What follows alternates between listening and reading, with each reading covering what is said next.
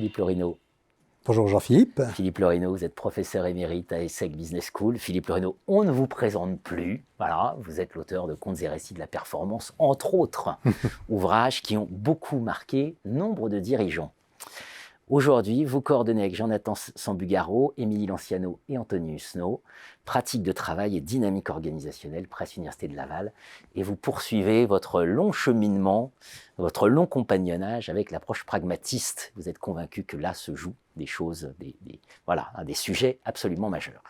On va parler ensemble contrôle, évidemment, parce que qui dit Philippe Lorino dit contrôle de gestion et dit management de la performance. Dans l'ouvrage, la question qui est posée, c'est finalement est-ce qu'on peut contrôler à visage humain? Et c'est la question que je vous pose. Alors c'est une question qui se pose de manière extrêmement actuelle et aiguë, je pense, dans les organisations, parce que nous sommes dans un monde qui se caractérise par des changements de plus en plus rapides, beaucoup d'incertitudes, et face à cela, le contrôle dans son approche classique, traditionnelle, je dirais canonique, qui est souvent hiérarchique, assez prescriptif, voire autoritaire, s'avère souvent mal adapté. Et d'ailleurs, il est exposé à de nombreuses critiques dans la littérature, comme d'ailleurs dans le monde managérial. On lui reproche tour à tour, d'un point de vue plutôt épistémique ou technique, on lui reproche son inertie, son manque de réactivité, la stérilisation dans une certaine mesure du retour d'expérience et de la valorisation de l'expérience des acteurs de terrain. La mythification des chiffres, d'un pilotage technocratique. Et puis d'un point de vue éthique, on lui reproche de ne pas tenir compte suffisamment, justement, de l'expérience des acteurs, de faire perdre le sens du travail, d'imposer des normes d'activité qui sont mal adaptées au réel de l'activité et de produire du stress. Et donc ces nombreuses critiques font que il y a dans de nombreuses situations la recherche, soit par les managers, soit par les chercheurs, soit par les deux ensemble, de formes de contrôle qui soient plus ouvertes, plus inclusives et plus favorables à la créativité et à l'innovation des acteurs. Bien sûr. Il y a une inquiétude qui traverse cette partie. Hein. On sait que les crises se multiplient de partout. On a le sentiment, en vous lisant, qu'il y a un risque de raidissement quelque part sur le chiffre, de raidissement sur cette perspective traditionnelle du contrôle, et qu'il faut, à l'inverse, avoir une vision, comme vous l'avez qualifié, beaucoup plus inclusive, voire conciliant autonomie et contrôle, mais avec un vrai accent sur l'autonomie.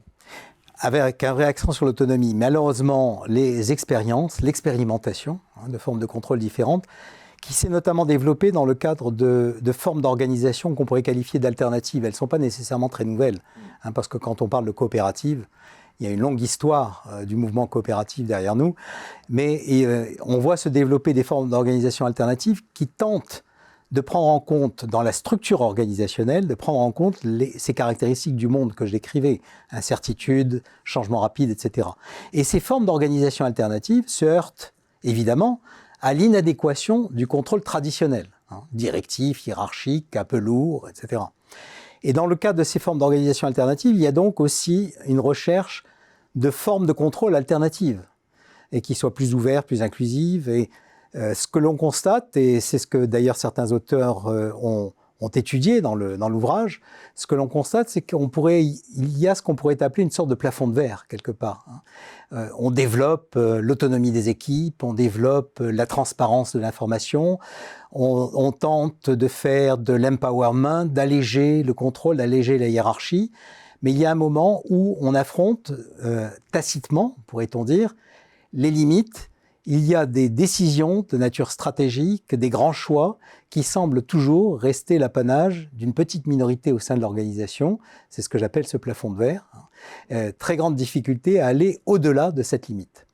Et donc l'expérimentation ne conduit pas nécessairement à des conclusions très, très optimistes. En tout cas, la démonstration de la faisabilité d'un contrôle à visage humain n'est pas faite. On pourrait dire que la démonstration de son impossibilité n'est pas faite non plus, la question reste ouverte. Mais aujourd'hui, on est bien en peine de citer des exemples d'organisations, fussent-elles associatives, ONG, libérées, holacratie, etc., qui ont réellement réussi à mettre en place ce contrôle à visage humain tel qu'on peut l'appeler de nos voeux. Merci Philippe Lorino. Merci Jean-Philippe.